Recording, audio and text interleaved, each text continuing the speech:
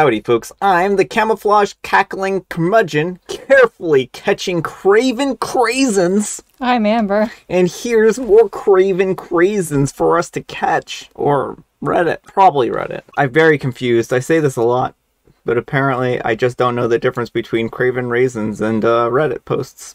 I changed the title screen a little bit here, folks, because we're kind of expanding this week. It's not just Am I the Jerk stories today. Well, in fact, there are no Am I the Jerk stories today. There are some jerks. There are some jerks in here. All right, folks, our first letter is titled, this is from True Off My Chest. I accidentally fell into a family with my best friend, and it's the best thing to ever happen to me. And this is a wholesome one. Sorry, there's no rage today for this post at least. Yeah, if you want rage, you'll have to skip to the next two.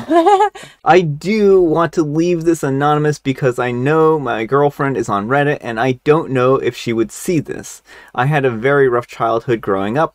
I didn't have a dad, and my mom was never really there because she had a rough battle with health issues and got hooked on narcotics. I had friends growing up, but I had my best friend since I was 12. Her name is Lily. We have been extremely close due to our childhood issues, and we had always been there for each other. We had talks of being together, but got cold feet because we were scared if it didn't work, we couldn't recover from that. Well, when I was 18, I didn't really want to go to college. School had never been for me, so I went into a trade. I work long hours, but it's been worth it, and I make solid money right now for my position. I'll come back to this in a bit. When we were 19, Lily got pregnant by her boyfriend. The dude somehow managed to avoid child support payments and broke up with her, and has not seen the kid once in his life. Complete deadbeat. Makes me disgusted. Lily was scared, but I told her that I would be here when she needed it. She didn't have any parents that would help, but I told her that I would help where I could when the kid gets here. Lo and behold, she gave birth to a beautiful little girl named Kelsey. I was there when she was born, and it was a weird moment. I don't know how to explain it, but I did feel happy for her. Now we're 21, and ever since then, this little girl has me wrapped around her finger. I've done my round of the diapers, bottles, middle of the night screaming, etc. Every day I got home from work, we sit there and we watch her little shows, and we spend a lot of time together as the three of us as well. When we walk, she grabs my little pointer finger with her whole hand because she is so little. She stands up and kisses me on the cheek after I change her, and she loves her snuggles where she just lays on top of me with her little head laid up against my chest. As of recently, she's begun speaking. She has been calling me daddy. I've been feeling really weird about it lately, feeling like it's not right and that someday she needs to know the truth. I talked to Lily about it one night and got her opinion of it. She sat there with a slight grin, and then she came up behind me and hugged me. She said, "You're the best dad she could ever ask for," and then proceeded to tell me why we'll worry about talking to her when she understands. As far as she is concerned, you are her daddy, and you are to me as well. I turned around and I hugged her. We had a long talk about what's been going on lately with us, and we have been engaging in not so just friends activities. She just said, "I like this. I like our family." I just kind of froze for a second and asked her, "Is this what we want to do?" And she followed up by saying, "I think we've been doing this for a while now," and then laughed. We had a great moment and agreed to be a family. I told her that I needed to run to the drugstore for some diapers for Kelsey, and on the way there, I burst into tears. I cried for maybe a good 30 minutes. I don't even know how to describe what I was thinking and feeling, but I was just happy. I just know that there isn't a thing in this world that I wouldn't do for those two. It feels like I can relax and reflect on everything that's happening to this point, but also I don't. I basically have a family that I'm looking out for. Like, no matter what happens, I'll have people who depend on me. And something like that makes me want to be the best man that I can be. In about another year, I will have my official license for my trade, giving me a substantial pay raise and a new job that I already have lined up. I have already started looking at houses and rings. We've been talking about having our own since I get my license. I don't know where I'm going with this, but I wanted to share it with somebody. but I don't really have those people in my life. Thank you for reading. All right, folks, what do you think? Wholesome or wholesome or wholesome? Very wholesome. I just saw this one and I thought it was so sweet, and I thought you all might enjoy a nice lighter post. Yeah, I enjoyed reading that one. I hadn't read it before this, so I was actually very surprised by some of the stuff that happened in there. I mean, not surprised. I mean, Amber kind of explained it to me, but I was like, oh, that's really very nice. That's very wholesome. That's about as nice as a post could go. Mm-hmm. So I'm really glad that OP has their family, and this is just a very sweet post. And AHLM says, Happy Father's Day. And OP replies, oh no, is that on Sunday? Hipster Notster says, this is good. This is the most important job that you are ever going to have, and you just jumped at it willing as all get out of here. Learn how not to mess up the stuff others have messed up before you. Be a good dad and a good husband. So proud of you, and wouldn't know you from Adam. And OP replies, thank you, that really means a lot. And L username checks out says, wholesome post. Out of adverse circumstances, you are creating good lives. I thought that said vibes there for a second. I almost misread it. And OP replies, appreciate it. It's definitely worth it. Happy Lad Pizza says, this is so sweet. Congratulations. That deadbeat did you a favor. It's obvious that you're an amazing father. And OP replies, I did somehow luck out on this one for sure. Lol. Thank you for the kind words. Alright folks, our next letter, that's not so wholesome, is titled, Wife is 30-year-old female. Parents said that they would reimburse me, a 32-year-old male, for our wedding. They stiffed me, and this one is from Relationship Advice. Hey everyone, we've been together for just over 3.5 years now. We got married last month. We got engaged, and I expressed my feelings about having an expensive wedding with my fiance. I did not want to. I didn't want to drain my savings that I had worked so hard for. My goal was to buy a house. Her parents asked for a phone call. Her dad convinced me to pay for the wedding and he would pay me back. Fast forward to now. Wedding happened and he stiffed me. I want to completely cut her parents off from my life. I feel betrayed, stupid, gullible, etc. I spent $60,000 giving my fiance her dream wedding because I was under the assumption that I would be paid back. I even gave them updates throughout the engagement of how much we were spending on wedding things. Now, I cannot buy a house, and there is a lot of tension. I feel like they have completely messed us over in regards to starting out our life. My fiance lost her job in January and has been out of work, so this hurts especially bad. Now we have debt instead of savings. What should I do? Am I being too harsh when I say that I want nothing to do with her parents ever again? Also, this wasn't just a small amount of money. Too long didn't read. Wife's parents said that they would reimburse me for our entire wedding. I spent $60,000 and now I'm left in debt. Alright folks, what do you think of this one? What should OP do? Cut off her parents or what? I mean, I think that's about his only recourse at this point in time. You know, it's not like he can legally hold them accountable because there was no contract, I'm assuming. Well, a verbal contract is still a contract. Yeah, but it's going to be really hard to prove. And so, like, he could always potentially try going after them, but it's going to be difficult. Yeah, well, the trouble here, from what Amber tells me from the comments, the parents are actually very rich, and he's probably not going to stand a good chance in court against their lawyers if they're made of that kind of money. So I think that OP, you should send them an invoice and say, here is what I paid for the wedding, please pay it back.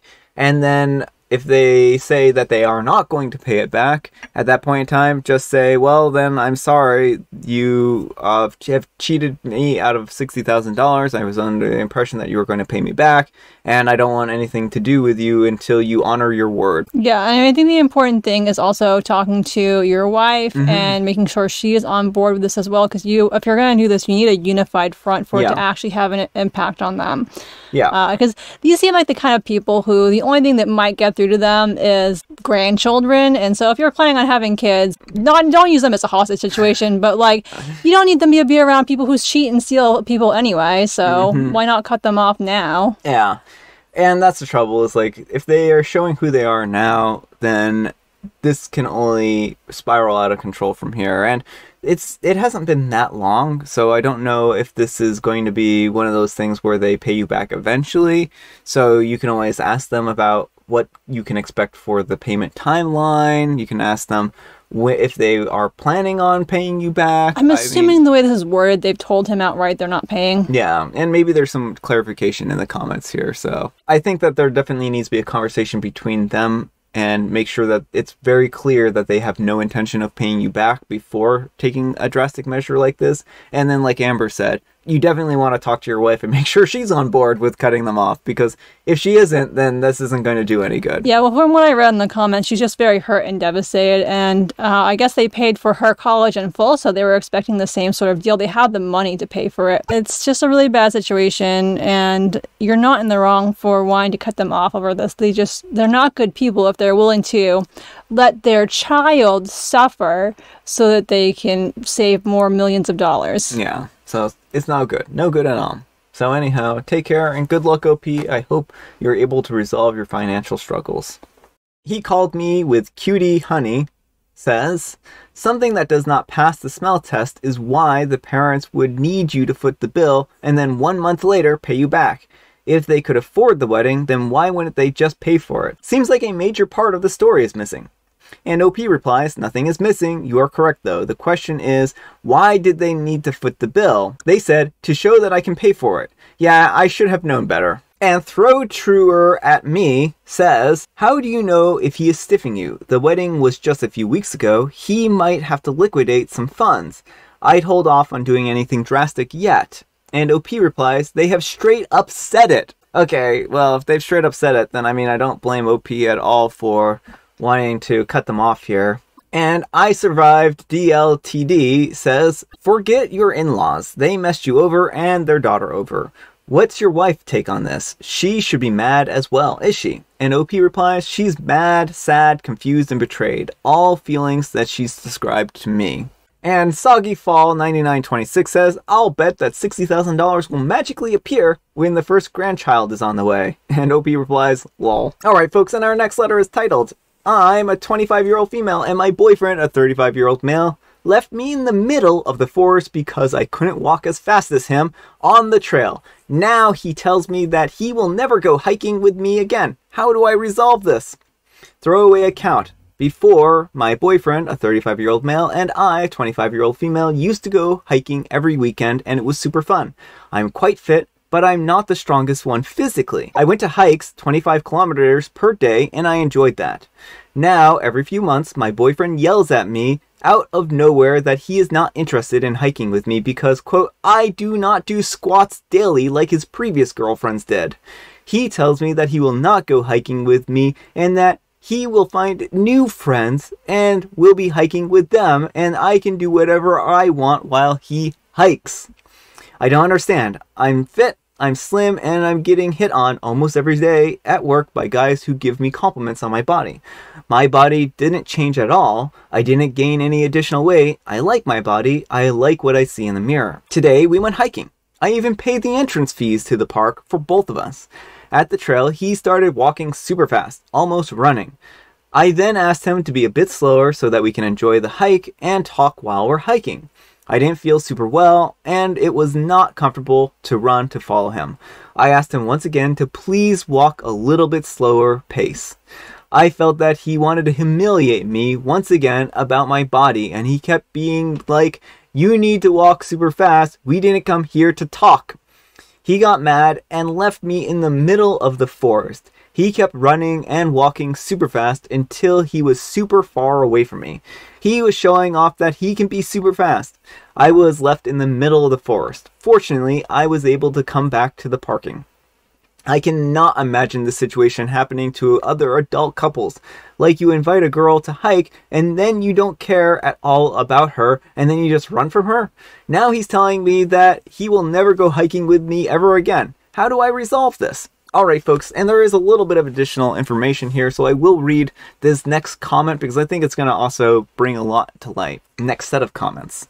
And Phantom User 666 says, breakup, sounds like a jerk and he's 10 years older than you. And OP replies, I liked that he was older, he gave me great advice about life before, but the last few months I feel so miserable in the relationship. With my boyfriend, we talk about situations, but nothing ever happens. He keeps his behavior. And Mrs. Stater says, that's because he doesn't actually care for you or your feelings. He acts like he doesn't even like you. That's how you're supposed to live your life? Sounds pretty miserable. And OP replies, thank you for your comment. That's exactly what I needed to hear to make my decision. We'll talk about situations, but nothing changes in his behavior. He's being quite aggressive recently. When I tell him calmly that something is off with his behavior, he just keeps yelling at me. He was yelling at me so much for the last few months that I started developing insomnia. He told me yesterday that I may need to see a psychiatrist because he thinks so. But my insomnia was caused by him yelling at me without a reason. Thanks for your comment. I really needed another person's opinion just to be able to realize that this is all so wrong. All right, folks, what do you think of this situation? I just feel so bad for poor OP. Like, it's good that it sounds like she's getting out of this situation because this is not a good situation. Yeah. And this is the problem with controlling partners is they don't start out full on controlling and abusive. You know, they start out nice and charming a lot of times. And then once they've got you, you know, deep in the relationship, that's when they start showing their sides. Like, this is very clearly a power and control move. Yeah, like, he is basically trying to prove to you, he's breaking you down. Like, he's saying, like, you're not good enough for me. And he's making OP miserable by yelling at her, shaming her body, all these kinds of things, nagging her, and not good. Exactly. Like, squats have nothing to do with hiking ability. Like, sure, any muscle workouts in that region potentially could help strengthen your muscles, but, like, you can become a better hiker by hiking more. You do not need to start doing a bunch of squats. Yeah, well, and something tells me that he's much taller than her. And I mean, this is just a huge assumption, but I'm going to assume that he's taller. And even a couple of inches can make a huge difference in stride length. And if I really wanted to, Amber's a strong walker, but I could outpace Amber. Amber. Could easily outpace me because my legs are 6 inches shorter. Yeah, and that's just really what it boils down to. And, you know, when one of my strides are quite a bit longer than hers, it's not going to take much effort for me to outpace someone like Amber with that height differential. And if there is a even larger height differential here, it's may even be more mechanical on why he can outpace her as opposed to any, like, muscle strength type of thing. Yeah, well, clearly he's just doing this too. He doesn't like that she's been resisting what his control moves, and so he's basically trying to prove to her, oh, look, you're terrible at this. Look at me. I'm so much better. This is all your fault. Yeah, and, no. This was a punishment. He's punishing her for not doing squats. And he's acting like this because he wants to cause her to basically repent and be like, I'm so sorry, I'll do my squats. Yeah, please bent stop. as well. Yeah, please stop ignoring me, take me on walks, but don't feed into that OP because that's exactly what he wants to do. This is all about power. This is all about control. Yeah, well, and I didn't know about the sleeping thing, but that adds an extra layer of awfulness to it because if your partner is yelling at you, that's not a good thing in general. But, like, to the point where you're having insomnia, your body is like, I cannot sleep because I'm so, like, wound up from being yelled at. Yeah. That is not a good, healthy relationship at all. No, this is emotionally abusive. So anyhow, OP, I hope you're able to escape this relationship. He's not a good man, and I wish you the best of luck. So anyhow, take care and good luck. All right, folks, it is tea time. Grab your beverages of choice. I've got some tea right here, and Amber, she has a funny joke. Why do potatoes make good detectives? You know why? I know exactly why potatoes make good detectives, and you might think it's because they have a lot of eyes or something like that, but that's not the case at all. Potatoes, they can live under the ground, and so they're really good at spying on people because you don't know where a potato might be. They can just, like, burrow, and then you walk into your house, and you might see, like, a mound of dirt that's out of place on your floor, but you're like, that's probably normal. And then they can spy on you, and then you won't ever know it because the potatoes, they're very crafty. They're very clever. Because they keep their eyes peeled. Oh, that's horrifying. And I have licorice spice. All right, folks, that's all the time we have for today. Thank you so much for watching. Happy Tuesday. It's Tuesday, spelled TWO, because that's how we do things around here. We're not like other weeks. Amber, We need some kind of moral advice and guidance, and please, please have it in the form of a Hallmark card. Sometimes the best things in life are right before your eyes. I like it. That's a great moral. Thanks so much for watching, and we will see you all tomorrow. Bye.